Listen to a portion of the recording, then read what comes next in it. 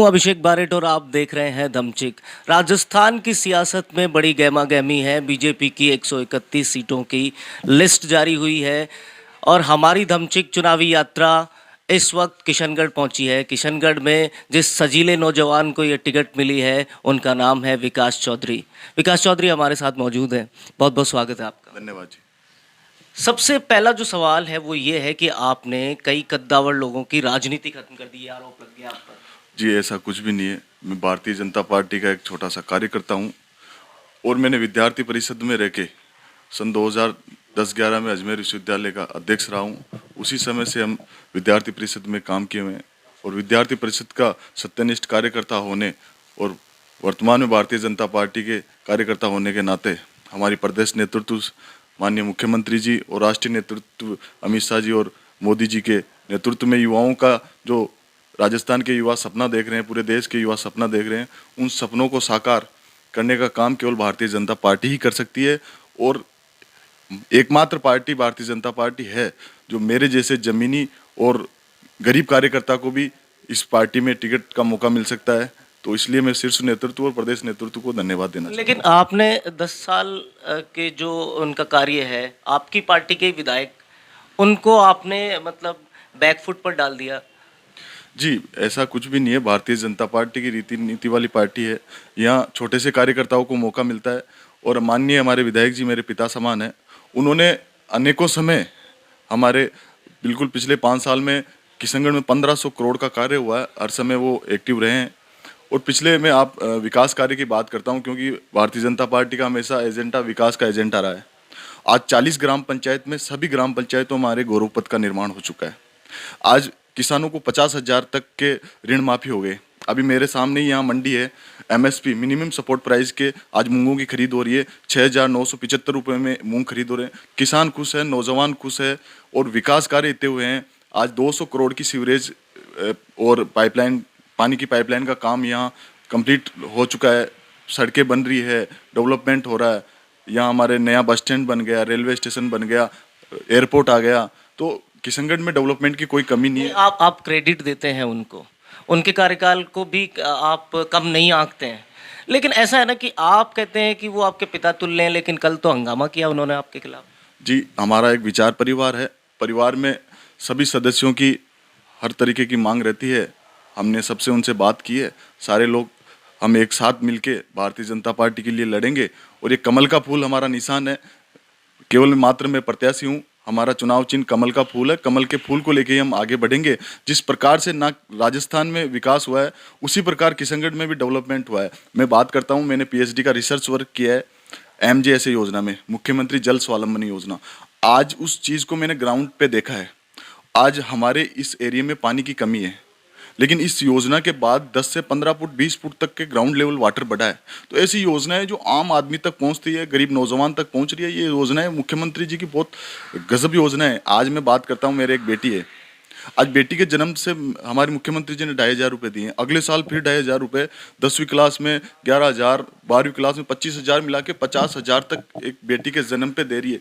कोई समय था जब कांग्रेस के राज में बेटियों की किस प्रकार से भ्रूण हत्या हो जाती। हमारी मुख्यमंत्री जी ने महिला सशक्तिकरण का काम किया है, युवाओं को रोजगार दिया है। लेकिन ये जो फैसला जो आया है, 131 सीटें जो डिक्लेयर की गई हैं, उन पर तो अभी ऐसी बगावत है, ऐसी मुखालफत है कि आपकी पार्टी के लोग ही बागी हो गए। सुरेंद्र गोयल इस्तीफा दे देते हैं, हबीबुर रहमान का सम्मान नहीं किया गया, वो वापस भारतीय जनता पार्टी से बाहर निकलना चाहते हैं। आपके विधायक उनकी भी सुन रहे हैं कि वो भी बागी होकर चुनाव लड़ सकते हैं। ना, ऐसा कुछ भी नहीं है। हमारे विधायक जी से बात हो गई। विधायक जी का आशीर्वाद सदैव भारतीय जनता पार्टी में रहे और वो निष्ठावान कार्यकर्ता और वरिष्ठ हमारे नेता है। उनका हमेशा सम्मान रहेगा, सम्मान है। बात आप प्रदेश लेवल की बात कर रहे हो तो हमारा शीर्ष नेतृत्व और चुनाव केंद्रीय चुनाव समिति का ये निर्णय है और ये भारतीय जनता पार्टी का निर्णय है जो हम सब कार्यकर्ताओं के लिए सर्वोपरि है। रही बात हमारे प्रदेश नेतृत्व, शीर्ष नेतृत्व, हमारे वरिष्ठ लोगों को ये बात उनसे हो रही है और परिवार में हम 10 लोग हैं तो एक परिवार में एक सदस्य की राय भिन्न हो सकती है, लेकिन ये नहीं होता है कि परिवार से वो अलग है। हम सब परिवार के लोग हैं और मिलके भारतीय जनता पार्टी की सरकार जो मिथक था राजस्थान में कि लगातार एक बार सरकार चेंज होती है वो इस बार टूटने जा रहा है। भारतीय जनता पार्टी की सरकार राजस्थान में बढ़ने जा रही है। वसुंधरा जी के नेतृत्व में जो विकास कार्य हुए हैं उन विकास कार्यों पे मोहर जनता ने लगा दी है। जिस प्रकार से आपने राजस्थान गौरव यात्रा में जिस प्रकार से लोगों का उत्साह था, और हमारी अभी 6 तारीख को जब माननीय प्रधानमंत्री जी यहाँ पधारे थे उस समय युवाओं में उत्साह था, और उस उत्साह का ही नतीजा है कि बिल्कुल पहली लिस्ट अभी कांग्रेस तो उसमें सहमति नहीं बना पाई। हमारे 131 लोगों की लिस्ट है, और ये हमारी वरिष्ठ लोगों का जो उन्होंने दिया है हमारे को कमल के फूल के लिए, वो हम सब मिलके। कुलदीप धनखड़ जैसे लोग कहते हैं कि उन्होंने पार्टी की सेवा की, पार्टी प्रतिबद्धता में भी कोई कमी नहीं है, उन लोगों को भी पीछे का रास्ता दिखा दिया। देखो, ये प्रदेश स्तर की बात है, इसमें मैं केवल आपको किशनगढ़ की बात कह सकता हूँ, क्योंकि किशनगढ़ में जिस प्रकार से नौजवानों में उत्साह है, जिस प्रकार से बीजेपी का कार्य इस 5 सालों में हुआ है, आप ग्रामीण लेवल, आप ग्रामीण क्षेत्र में जाओ, आप शहर में जाओ, किस प्रकार से मतलब हर तरीके का काम यहाँ हुआ है। किशनगढ़ में तो सरकार शहर के लोग बनाते हैं। नहीं, शहर के लोगों का भी सने रहा है। शहर के लोग हमेशा ही भारतीय जनता पार्टी के साथ रहे हैं।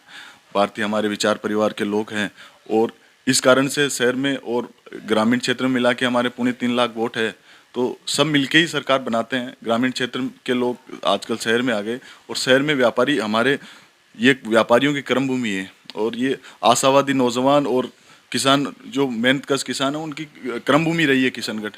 इसलिए किशनगढ़ में ऐसा कुछ भी नहीं है, भारतीय जनता पार्टी का ये गढ़ रहा है, और भारतीय जनता पार्टी ने जो शीर्ष नेतृत्व ने फैसला किया उस फैसले का हम सभी हमारे साथी लोग सम्मान कर रहे हैं। भागीरथ चौधरी को बाहर का रास्ता दिखाया गया, तो विकास में ऐसी क्या विकास की संभावनाएं पार्टी ने देखी, आप क्या नया करने वाले हैं?